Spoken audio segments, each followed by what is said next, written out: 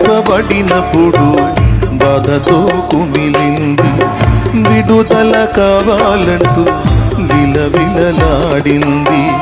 అంతరంగ మెరిగిన యేసు స్వామి నీవు,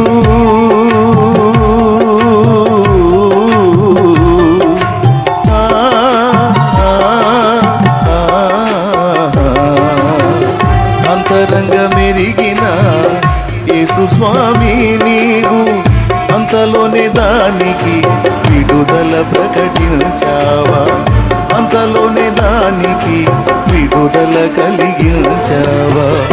ఎవరు కోరని చిన్నగాడిద పిల్లను ఎన్నుకొంటివయ్యా నీవు యేసయ్యా.